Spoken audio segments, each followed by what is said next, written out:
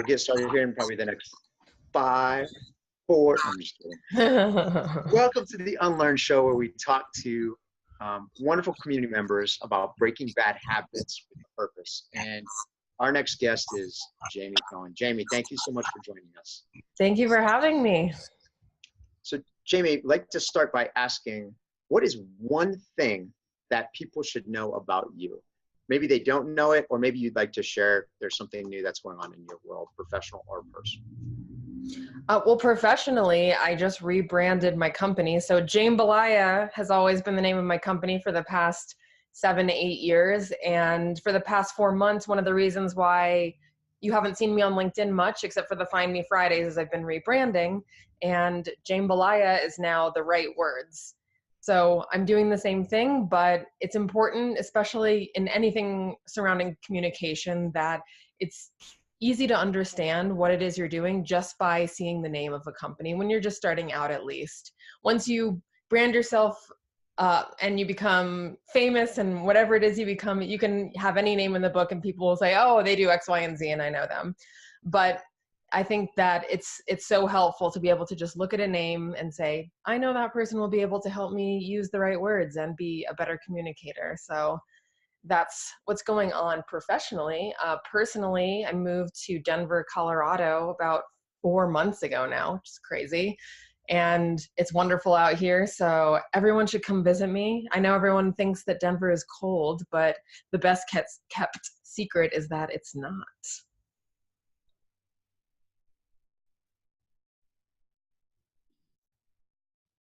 Yeah, I'm coming there because Montana is cold. Yes, I've heard. It's not a secret. It's cold. Well, you are welcome here anytime. And I'm definitely coming up to Montana because I have a friend who lives in Bozeman and she's been trying to get me to come up to the rodeo for 10 years. Well, guess who else lives in Bozeman? Hey. I'll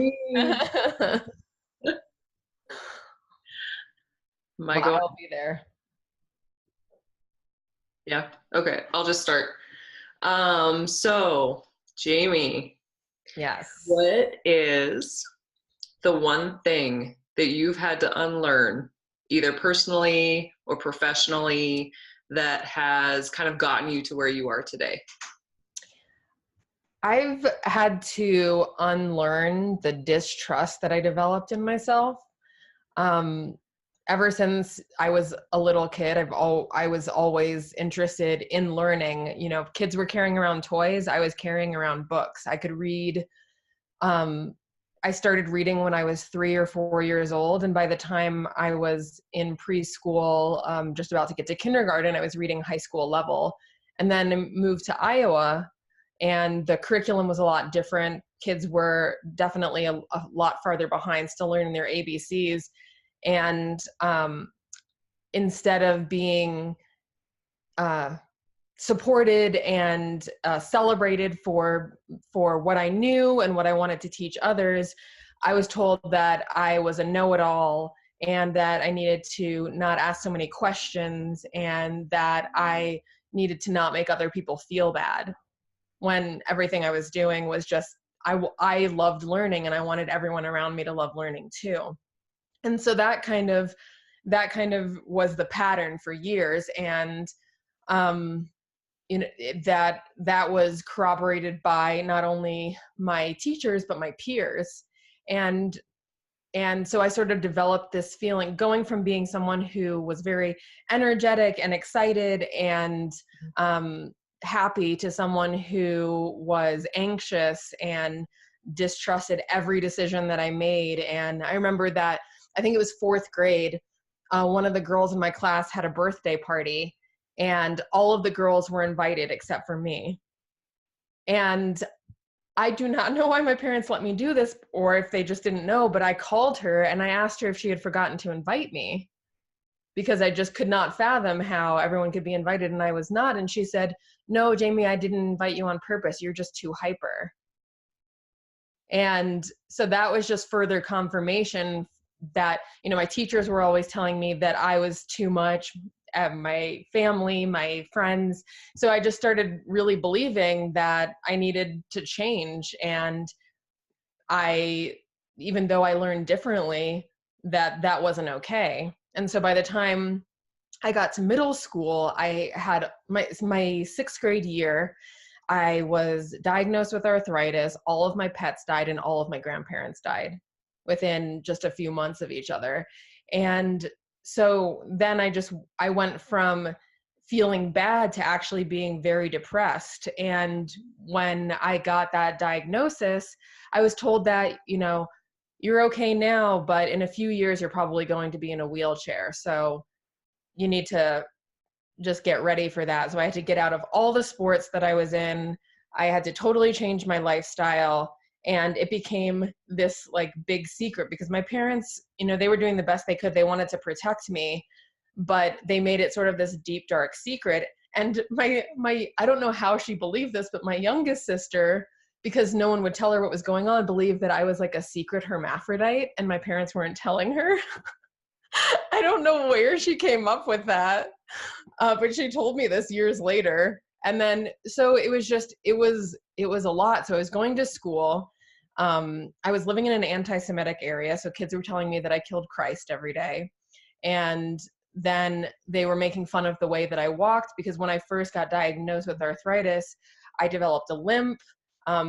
Something can happen with your joints called freezing and it was with my hands specifically where some of my fingers just froze in a certain position and I couldn't move them. And so like people would call my hands the claw, or I had to carry a rolling backpack and kids would say, "Hey, Jamie, where are you going on vacation?" Or, kids would just make fun of me. And then my teachers would do the same.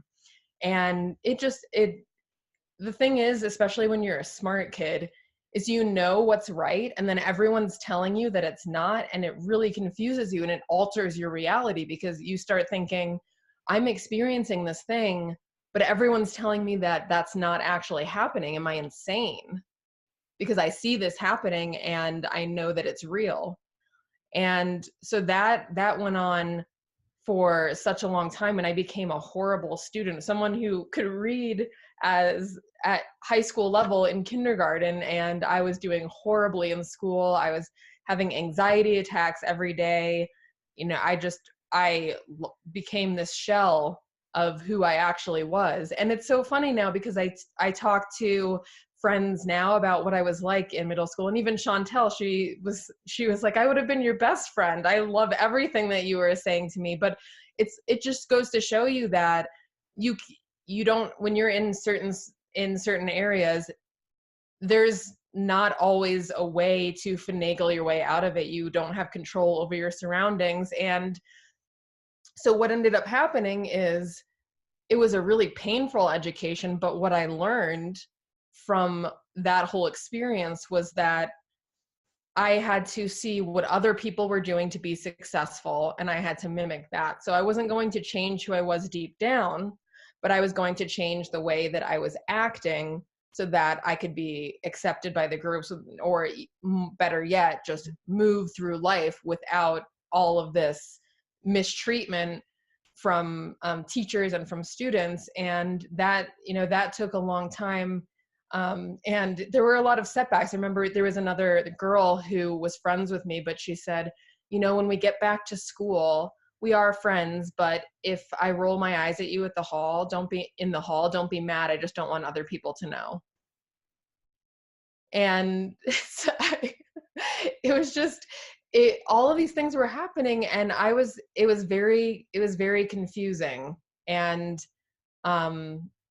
it sort of was teaching me that being different was bad, and learning differently was bad.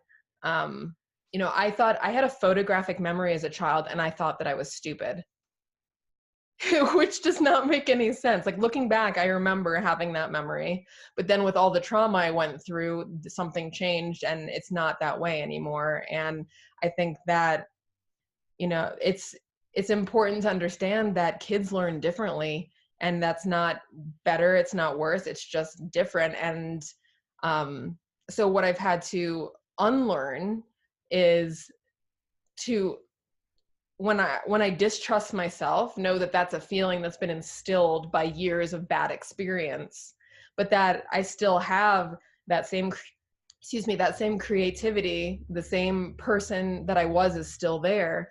And that those skills that I developed actually help people a lot, because people who have trouble navigating certain situations, I have had success helping people in almost every single area because I was mistreated by so many different types of people at so many different ages for so long. So when I, for the longest time, I looked back and I would just think, this wasn't fair. Those are such defining years. My life could have been so much better. I could have gone to a better college. I would be in a different place now. I would have been by a celebrated physician by this time in my life. But the thing is that I don't know if I believe that everything happens for a reason, but I believe that there is reasoning that can be placed behind the things that happen. And there are a bunch of wonderful things that you can do regardless of your situation. And my mom used to always say, you can get what you want in life. And if you can't get through the front door, then you climb in through the window. You do whatever it takes to get what you want. And, I developed that even further to say that when you have a dream, sometimes it's not the way that it presents itself isn't exactly as you anticipated, but the new version can be even better. So all of those things are things that I consider now when I'm helping people resolve conflict at work or at home, or when I'm helping them negotiate their salary or interview more effectively, or when I'm helping high-powered executives create strong, loving relationships with their team so that they can create a company culture that's positive. And there are a lot of different ways that you can learn these skills, but having direct experience, I think, is just unparalleled. This isn't what I know. I don't think that I would be able to really learn having gotten a master's or a PhD, which I'm still very fond of education, and that might be something I do down the line. But the reason I'm able to help people the way that I am is because I know what will happen. I know the result of dealing with narcissistic personalities and people who are unhappy with themselves and transpose that onto you. And when something goes one way, I know that there are 10 different other ways that it could go, and the ways that you're able to navigate that based on what you say and how you act and what you do. I think everybody here knows how much I love you, Jaime. We work together so closely, but for anybody watching this, seriously, Jaime Cohen is one of the, if not the most incredible mind that I've had the pleasure of being around. We went to VidCon together and roomed together in the shadiest motel possible. To this point, I still don't know how we're alive, but your story that you shared about how, gosh, you were just torn apart in middle school, and you're just growing up, it breaks my heart, but it also something that I compared to, right? Because I was bullied and picked apart and became a shell of myself. So that bubbly, happy girl that people see today on LinkedIn and all these other platforms, that was just tears and quiet and sadness for so long. And what I want to know from you is what you would say to your younger version of yourself, or kids and little boys and little girls who want to stand out, who have this adorable personality and these unique quirks about them that make them stand out, but they're so struck into conformity that their teachers and their peers tell them to act and behave a certain way. What would you tell them?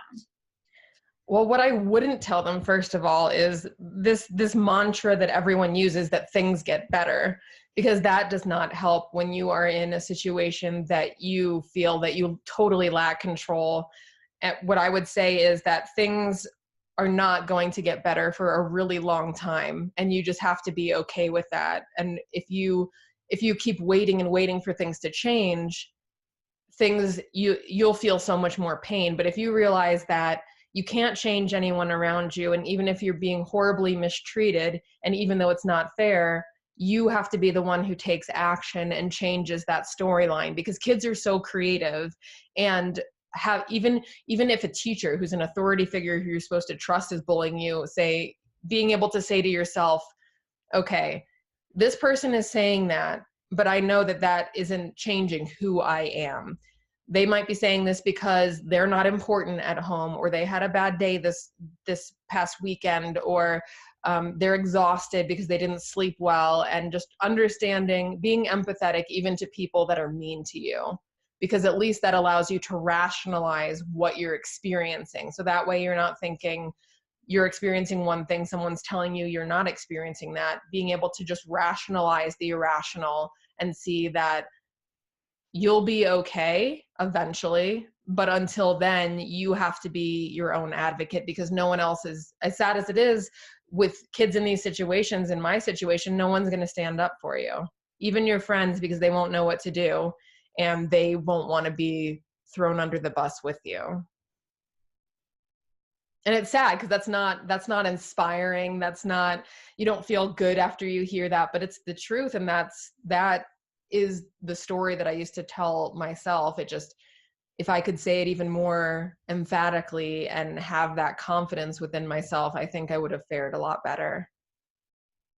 I actually love that. And I'm curious, just because I know a lot of the things that I went through in my childhood and all the traumas that come along with that, there's certain things that will happen today that will make me feel unsafe, and then I'll revert back to being that kid again. Do you experience that, and how do you pull yourself out of that, if that is something that you experience? I do. So it's something I think you'll just continue to struggle with, especially just having ADD. The way that I experience that is every thought and every memory that I've had in my entire life is constantly going off in my head. And so I have so much information that's just totally disorganized, and trying to organize that is something that I'm doing on a daily basis, and just trying to quiet that and trying to find different ways to pay attention to what I'm doing. But I can totally relate with what you're talking about, being thrown back into these situations. I know that if I am met with someone who has a very narcissistic personality, I start getting very anxious, especially when no one around me can see what's going on. And then I start feeling that thought again where, oh my gosh, am I being paranoid? Am I being judgmental? Why is it that everybody around me loves this person and I can see that they're full of crap? And that is making me upset because I don't trust them, and I don't trust what they might do to other people. And what I tell myself is that is not my problem. It's not my job to teach everybody who this person is. The only thing that I can do is be there for myself and be there for other people who might feel this way, and have them turn that focus back to helping other people or to how they think themselves, rather than trying to analyze and figure out how you can change this and how you can get everybody to see your perspective. Because it's not about people seeing your perspective. It's about being able to get through the day without panicking and without feeling bad and without feeling totally judgmental. Does that answer your question? Yeah, no, I mean, it definitely does. And it's like bringing up a point that I thought was kind of interesting, especially for females, but I guess it's like our reptilian brain. So when cortisol is released, so and with females, we start to organize things, and it sounds like you kind of already do this, but that it's our way of shutting down that cortisol drip, so we can kind of like turn off our stress by organizing. So it seems like we're being like nitpicky and crazy, but it's just really how we like regulate. So I don't know, that was interesting. Sorry. Yeah, absolutely. And I think that especially if we've had childhood trauma and we're in a stressful situation, it's totally normal for our fight or flight to take action. But I mean, there's fight or flight, but there's fight, flight, and there's also freeze that not a lot of people talk about. And I think when you've had a lot of the childhood trauma and you are put into a situation where you are thrust back into that, and you're in you're in this situation where you're an adult and you know you have control over your life, but you're set back, you freeze. And then you start judging yourself, like, why am I not responding right now? Why can't I say the words that I need to be saying? And you start comparing yourself to all the people around you. But one thing that I always say to myself is that, you know, you can't compare your chapter 1 to someone else's chapter 30. And if you're on the same chapter by some chance, you can't compare someone's glass who is totally full to your glass that is just bone dry. You have to figure out how to fill your own glass so that you can satiate, or you can quench your thirst, and then be able to move on and do the things that you need to do. Jaime, I think it's safe to say that there's probably so much more information that we can continue to talk about with you. So we may have to have you back on for another episode in the near future. But for today, on behalf of the co-hosts of the Unlearn show, we wanted to tell you thank you so much for giving up a part of your morning to spend some time to talk with us in the LinkedIn community. So thank you. Of course. Thank you so much for having me.